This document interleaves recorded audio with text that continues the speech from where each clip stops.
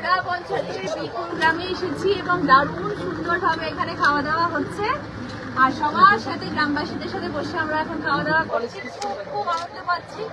একদম ঠান্ডা ঘর, সবাই খাও, সবাই আমাদের অপেক্ষা করছে। রচনা ব্যানার্জি, আপনারা অনেকেই চেনেন তাকে, দিদি নাম্বার ওয়ানের অন্যতম একজন। তার জন্যই দিদি নাম্বার ওয়ান চলতো।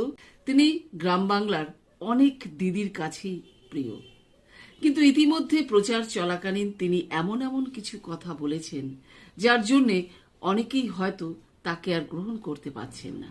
তিনি বলেছেন যে পশ্চিমবঙ্গে নাকি প্রচুর প্রচুর কারখানা হয়েছে, চারদিকে ধোঁয়া উঠছে, মানে অদ্ভুত সব কথা। ধোঁয়া উঠলেই যেন কারখানা, এবং সেই কারখানা যেন তৃণমূলটাই তৈরি করেছে, আর কেউ করেনি। তো যাই হোক, এই ধরনের নানা রকম মন্তব্য তিনি করেছেন।